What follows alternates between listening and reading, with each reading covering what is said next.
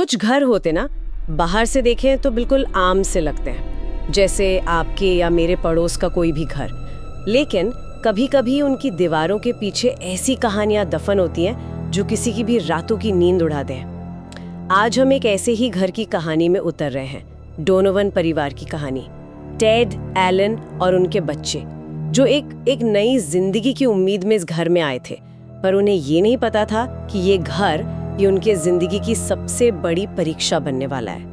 ये कहानी एड और लॉरेन वॉरेन, जो दुनिया के सबसे जाने माने पैरानॉर्मल इन्वेस्टिगेटर्स थे, उनके सबसे मुश्किल और खतरनाक मामलों में से एक मानी जाती है। तो आज हमारे पास जो भी सोर्सेज हैं, उनके आधार पर हम डोनोवन परिवार के साथ हुए उस खौफनाक सिलसिले की तह तक जाएंगे और समझने की कोशिश करेंगे कि आखिर उनके साथ हुआ क्या था। और ये कहानी इस बात का एक क्लासिक उदाहरण है कि कैसे बड़ी बड़ी भयानक घटनाएं बहुत छोटी, बहुत ही मासूम लगने वाली चीजों से शुरू होती हैं। अक्सर किसी की भावनात्मक कमजोरी या कह सकते हैं अकेलापन अनजाने में ही किसी दूसरी दुनिया की शक्ति के लिए एक खुला दरवाजा बन जाता है। इस केस में वो दरवाजा बनी पैटी डोनोवन। हाँ, पैटी 19 साल की एक लड़की एक नए शहर में थी। कोई दोस्त नहीं था और पेरेंट्स भी थोड़े सख्त मिजाज के थे, तो वो बहुत अकेला महसूस करती थी। और इसी अकेलेपन को दूर करने के लिए वो घर में एक चीज ले आई जिसने सब कुछ बदल दिया, एक ऊइजा बोर्ड। ठीक है, चलो इस मामले की तह तक चलते हैं। पहली बार जब पैटी ने उस बोर्ड का इस्तेमाल किया तो उसने बस इतना ही पूछा, क्या यहाँ कोई है?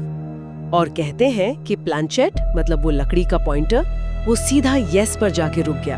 यहाँ दिलचस्प बात यह है कि ये सिर्फ एक खेल नहीं था।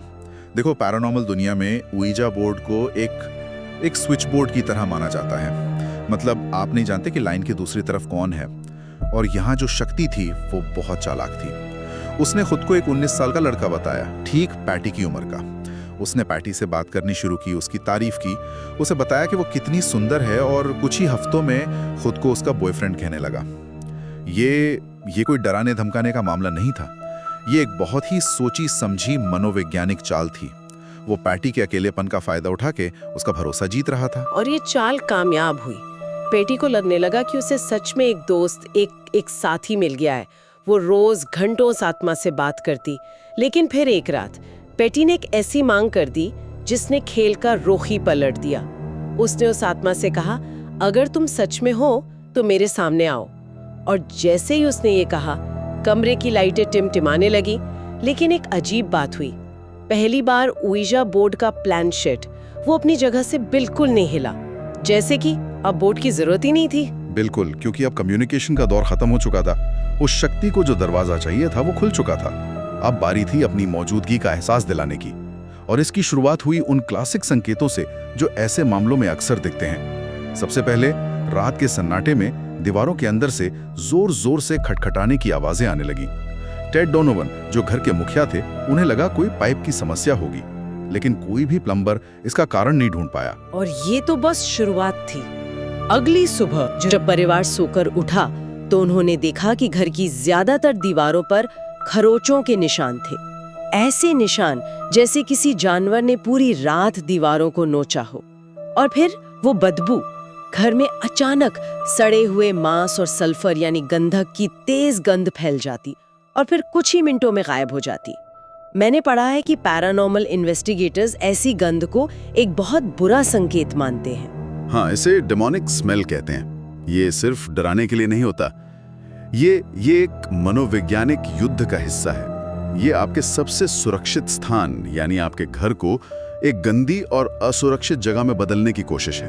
ये आपको एहसास दिलाता है कि आप अपने ही घर में एक तरह से कैद हैं। इसके बाद जो हुआ उसने इस डर को और भी कई गुना बढ़ा दिया। एक दिन टेड बाथरूम में गए और उन्होंने नल खोला तो पानी की जगह उसमें से खून जैसा गाढ़ा लाल रंग का लिक्विड निकलने लगा। वो घबरा गए और तुरंत एक प्लम्बर को बुलाया। प्लम्बर ने देखकर कहा, अरे कुछ नहीं है, पाइप बहुत पुराने हैं, ये बस जंग का पानी है। लेकिन एक मिनट, क्या जंग का पानी इतना गाढ़ा और खून जैसा हो सकता है? ये बात कुछ हजम नहीं हुई। यही तो सवाल है। देखो, एक प्लम्बर की पेशेवर राय को आप इतनी आसानी से नजरअंदाज नहीं कर सकते। लेकिन फिर एक घटना बार बार होने लगी। घर के हर नल से, किचन से, बाथरूम से वही लाल तरल निकलने लगा। और ये सिर्फ टेड के साथ नहीं, बल्कि घर के हर सदस्य के साथ हो रहा था। अब ये सिर्फ पाइप की समस्या नहीं हो सकती थी, ये एक पैटर्न था, एक संदेश था। और फिर आई 31 मार्च 1974 की वो रात जिसने साबित कर दिया कि वो किसी पाइप या जंग से नहीं, बल्कि किसी बहुत ही ताकतवर चीज से लड़ रहे हैं। पूरा परिवार लिविंग रूम में टीवी देख रहा था जब अचानक कमरे की लाइटें बुरी तरह से झिलमिलाने लगीं और टीवी बंद हो गया। और फिर जो हुआ वो सुनने में किसी फिल्म जैसा लगता है। वो भौतिकी के नियमों को चुनौती देने वाला पल था। कमरे के कोने में रखा एक ड्रेसर जो करीब 6 फुट ऊंचा और 100 किलो से ज्यादा वजनी था। एक भारी भरकम लकड़ी की अलमारी। हाँ, वो जमीन से कई फुट ऊपर हवा में उठा और कमरे के बीच में घूमने लगा। सोचकर देखिए उस परिवार की हालत।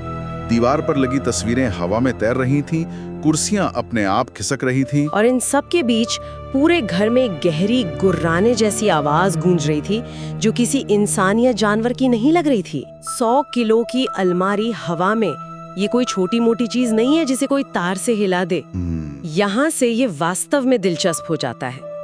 ये तो एक सीधी सीधी धमकी थी, अपनी ताकत का खुला प्रदर्शन। इस घटना के बाद टेड डोनोवन का सब्र जवाब दे गया। वो इतने डर गए कि उसी रात पूरे परिवार को लेकर एक पास के होटल में चले गए। उन्हें लगा कि शायद घर से दूर जाकर वो सुरक्षित रहेंगे। लेकिन वो गलत थे। और यहीं पर ये केस एक आम प्रेतवादित घर की कहानी से बहुत आगे निकल जाता है। होटल के कमरे में भी वही सब शुरू हो गया। लाइटें अपने आप जलने बुझने लगी। रात में दरवाजे पर जोर जोर से खटखटाने की आवाजें आने लगी और चीखें सुनाई देने लगी। हालात इतने बिगड़ गए कि होटल मैनेजर ने उन्हें होटल खाली करने के लिए कह दिया। इसका मतलब वो चीज घर में नहीं थी, वो तो परिवार के पीछे पड़ गई थी। बिल्कुल, ये एक बहुत ही अहम मोड़ था। इससे ये साफ हो गया कि ये शक्ति उस जगह से नहीं बल्कि परिवार के किसी सदस्य से जुड़ी हुई थी। वो कहीं भी जाती, ये उनके साथ जाती। ये एहसास किसी के लिए भी कितना भयानक होगा। जब उनके पास कोई और रास्ता नहीं बचा तो वो हार कर वापस अपने घर लौटे और वहां जो मंजर था उसने उन्हें तोड़ कर रख दिया। घर पूरी तरह से तबाह हो चुका था। कालीनों और बिस्तरों पर अजीब अजीब केमिकल, शराब और परफ्यूम बिखरा हुआ था और दीवारों पर गंदी गंदी गालियां लिखी हुई थी। ये तो बहुत पर्सनल अटैक जैसा लगता है, सिर्फ डराना नहीं बल्कि जलील करना। हाँ, ये उनके निजी स्थान को दूषित करने का एक बहुत सोचा समझा तरीका था। अब पानी सर से ऊपर जा चुका था। टेड डोनोवन को समझ आ गया था कि उन्हें किसी ऐसी मदद की जरूरत है जो इन चीजों को समझती हो। और 1970 के दशक में जब हालात ऐसे हो जाते थे तो आप सिर्फ 2 लोगों को बुलाते थे, एड और लॉरेन वॉरेन। वॉरेन जब उस घर में पहुंचे तो दरवाजे पर ही रुक गए। लॉरेन ने बाद में बताया कि घर में घुसते ही उन्हें एक दम घोटने वाला एहसास हुआ, जैसे हवा में कोई भारीपन हो। एड जो ज्यादा प्रैक्टिकल अप्रोच रखते थे, उन्होंने जांच शुरू की। उन्होंने एक दीवार पर 2 बार हाथ से खटखटाया। जवाब में दीवार के अंदर से किसी ने ठीक 2 बार खटखटाया। ये एक सीधी बातचीत थी। और लॉरेन जो एक क्लेयरवॉयंट थी, मतलब उन्हें ऐसी चीजें देख या महसूस हो जाती थी जो आम आंखों से नहीं दिखती, उन्हें कुछ और ही नजर आया। जब वो घर का मुआयना कर रही थी तो पैटी के कमरे के पास दालान में उन्हें बहुत बड़ा काला साया हवा में तैरता हुआ दिखा। उन्होंने बताया कि उसकी आंखें अंगारों की तरह लाल थी। लॉरेन ने यह भी कहा कि उसे देखते उन्हें बहुत ज्यादा कमजोरी महसूस होने लगी, जैसे वो साया उनकी सारी एनर्जी खींच रहा हो। और जैसे ही एड उस तरफ आए वो साया गायब हो गया। तो इस सब का क्या मतलब है? एक साया जो पूरे घर में घूम रहा है, जो 100 किलो की अलमारी उठा सकता है और जो परिवार का पीछा होटल तक करता है, ये कोई आम भूत तो नहीं हो सकता। वॉरेन तुरंत समझ गए थे। उन्होंने परिवार को साफ साफ बताया कि ये कोई हंटिंग नहीं है। हंटिंग में अक्सर किसी भटकी हुई आत्मा का मामला होता है जो शायद ये भी नहीं जानती कि वो मर चुकी है। उन्होंने कहा ये एक इन्फेस्टेशन है। इन्फेस्टेशन का मतलब है कि घर में कोई शैतानी अमानवीय शक्ति मौजूद है और उसका मकसद सिर्फ डराना नहीं बल्कि परिवार को धीरे धीरे तोड़ना, उन्हें मानसिक और शारीरिक रूप से नुकसान पहुंचाना और आखिर में उनमें से किसी एक पर कब्जा करना होता है। और लॉरेन ने एक और बड़ी बात कही। उन्होंने कहा कि ये शक्ति इस घर के साथ नहीं आई थी, इसे किसी ने आमंत्रित किया था। और बस यही वो पल था जब सारा सच सामने आ गया। जैसे ही लॉरेन ने ये कहा, पैटी फूट फूट कर रोने लगी और उसने सबको उइजा बोर्ड के बारे में बता दिया। उसने बताया कि कैसे वो एक लड़के की आत्मा से बात करती थी जो उसका बॉयफ्रेंड बन गया था। अब पूरी तस्वीर साफ थी। वो कोई 19 साल का लड़का नहीं था। वो एक धोखेबाज शक्ति थी जिसने पैटी के अकेलेपन और मासूमियत का फायदा उठाया और झूठ बोलकर उनकी जिंदगी में घुसपैठ कर ली। अब जब दुश्मन का पता चल गया तो उससे लड़ने का सिर्फ एक ही रास्ता बचा था, एग्जॉर्सिज्म, यानी भूत प्रेत भगाने की प्रक्रिया। एड वॉरेन ने चर्च के अधिकारियों से संपर्क किया और मामले की गंभीरता को देखते हुए एग्जॉर्सिज्म की इजाजत मिल गई।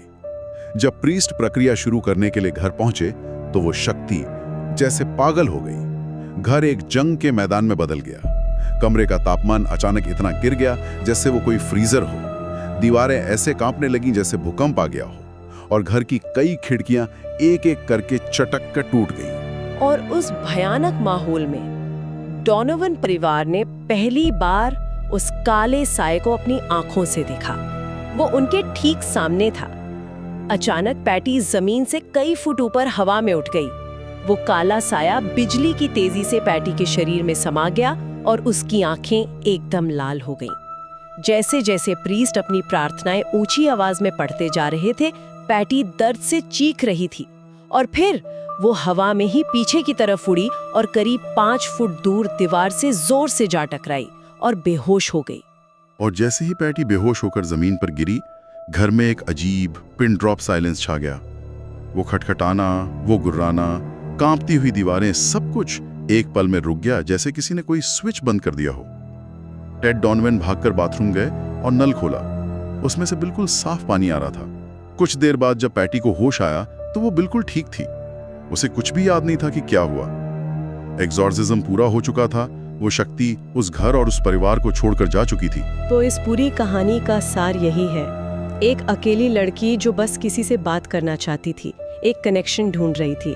उसने एक मासूम से दिखने वाले खेल का सहारा लिया और अनजाने में एक ऐसा दरवाजा खोल दिया जिसने एक भयानक शक्ति को सीधे उनके घर में आने का रास्ता दे दिया। सोर्सेज बताते हैं कि आज भी वो घर वही है, उसमें नए लोग रहते हैं, लेकिन जिन लोगों ने उस खौफ को अपनी रगों में महसूस किया, उनके लिए वो शायद कभी खत्म नहीं हुआ। बिल्कुल, ये कहानी एक बहुत बड़े विचार की तरफ इशारा करती है कि कैसे हमारी अपनी भावनात्मक जरूरतें और कमजोरियां हमें ऐसे अनजाने खतरों के सामने ला खड़ा कर सकती हैं। पैटी की नीयत बुरी नहीं थी, वो सिर्फ अकेली थी, लेकिन इसी अकेलेपन ने उसे एक ऐसी शक्ति के लिए एक आसान निशाना बना दिया जिसका मकसद सिर्फ तबाही मचाना था। ये कहानी इस बात को भी पक्का करती है, जैसा कि हमारे सोर्सेज में भी कहा गया है, कि कुछ दरवाजे हमेशा बंद ही रहें तो बेहतर है। डोनोवन परिवार उस शैतानी शक्ति से तो बच गया, लेकिन कहा जाता है कि उस अनुभव का डर उन्हें जिंदगी भर सालता रहा। तो यहाँ श्रोताओं के लिए एक सवाल है, असली हंटिंग क्या है? वो बुरी शक्ति जो कुछ वक्त के लिए आपकी जिंदगी में आती है और चली जाती है, या फिर उस अनुभव की यादें और वो सदमा जो हमेशा के लिए आपके जहन में बस जाता है?